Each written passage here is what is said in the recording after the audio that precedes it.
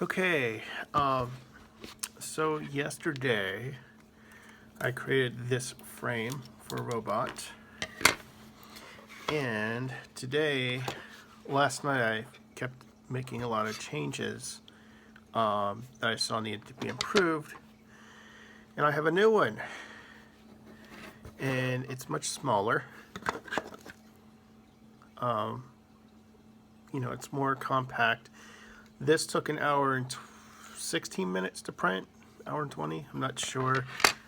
This one took 59 minutes to print, and I think it's about a meter less plastic, so I save on plastic. It's a bit more lightweight. There are some problems. You can see this broke off as I took it off the platform, which was right there. No big deal at the moment. So I'm going to just try and see if some of these parts fit in, because I'm hoping they're going to be a bit snug. This one was intentionally very loose. That's not sitting in there. So let's see how this works. We'll try the side that's... Oh wow. So apparently some of these are too... ouch. Some of these are too close to each other, in that the printer started... You see the groove? The printer started putting material in that groove because it was so close, and it kind of closed it up. Okay, I think I can get it in there now. So I'm trying to put it in the little slot. Oh, and I think it's going to break off if I push it anymore. But look at that. That is definitely snug. And there we go. Look at that. It's not even falling out now. Oh wow, it's too far. Okay.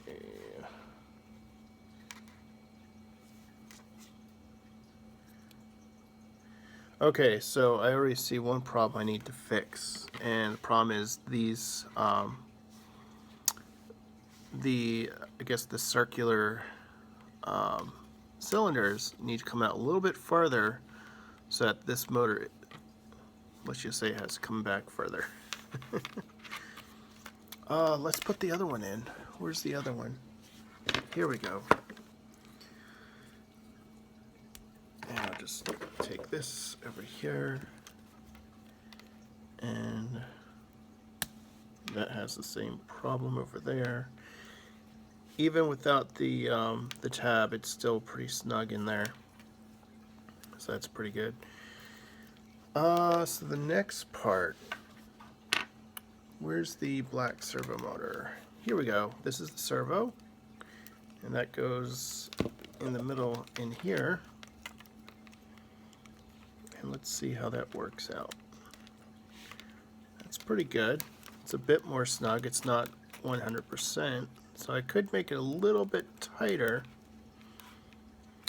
And that I'm seeing right now, this post doesn't need to come up as high because it's above that servo motor. I'm going to try the motor drivers next. So these, I guess, go like that. And they're very, very loose. So I need to make that a little bit smaller. And I think I'm going to make something to cover those holes in each of the corners. So that's looking pretty good, actually. Let's try the battery pack.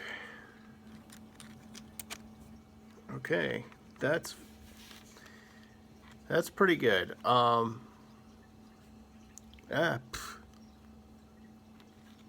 Wow, this is like the second print that I've made, and there's a lot of improvements here that I can see. It's like I'm definitely going on the right track. Here's the other motor driver. So I'll put this, let's put it upside down. Oh no, yeah, let's see what happens. Nope. Okay, I think we're still good though. Alright.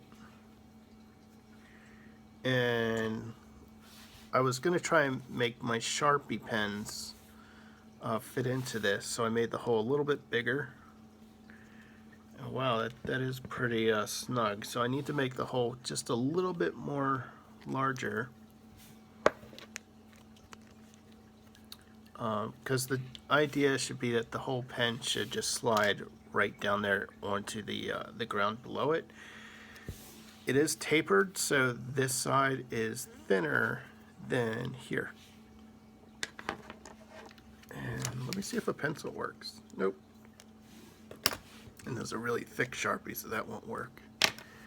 And here's the original pen. So that's how it works. Here's the collar. So yeah, that's nice.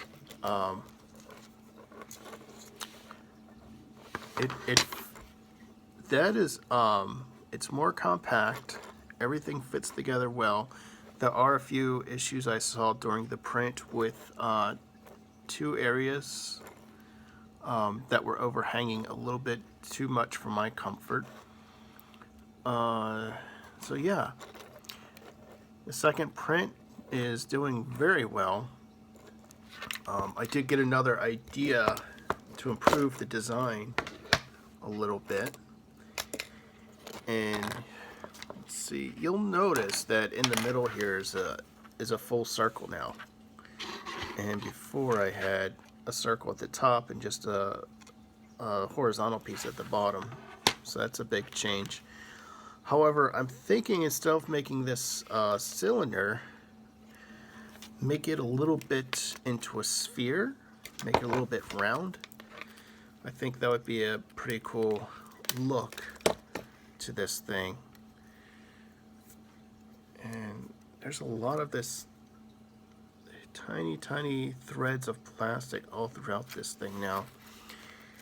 And I think that's due to how there were lots of little pieces as it printed out. So here's another thing I'm looking at is it's very, I guess the camera's not really picking up well, but this right here, that column and that column down there, they are very thin. So I'm going to make those a bit larger. When it started to do the overhang just below here, if you can see that, it started having some problems. So I'm gonna probably increase the angle, or just try and attack that overhang a little bit so it's not so bad. I was concerned about this 45-degree angle because it was just going out for so long. It seems to actually be okay. However, I might put a piece of plastic, like a cross piece there. I don't even know if that would help. But I want to come back to that and think it through of what I can do. Another part I was concerned about is you can see this there's a little overhang. Let's see if you can, do you see that? So it's not a complete arc like this one. You can see the notch, or even in the back, this guy here, there's a notch of just a flat overhang before it goes up. And it looked kind of crummy, like maybe you can see that one. No. But it's just something I really need to take care of.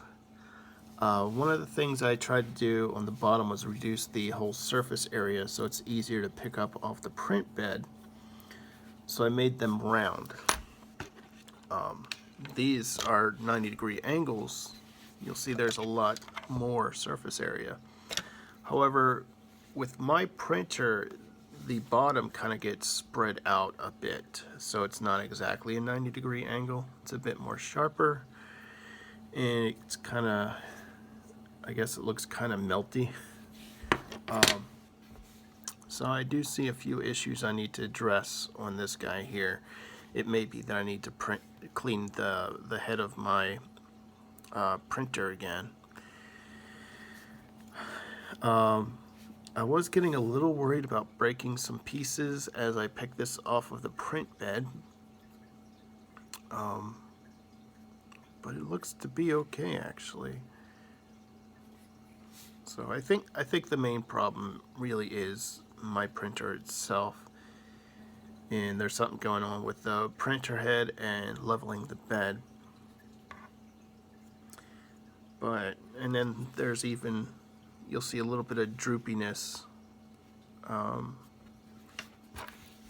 me see if you can, right there, do you see that?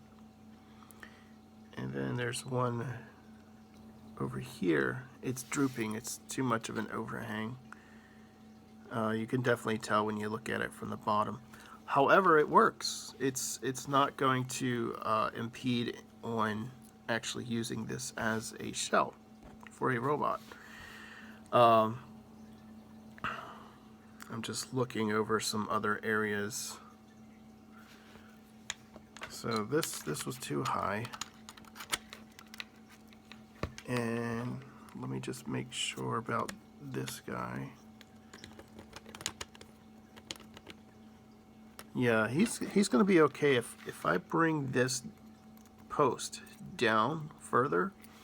I'm going to save on a lot of plastic, and I'm not really going to sacrifice any of the support. I do need to make this guy a bit more tighter. And it may be that I don't really need this back as high either. I think as long as I cover the screws right here, those holes, I think I'll be good. Just cover the 4 holes and that'll be it.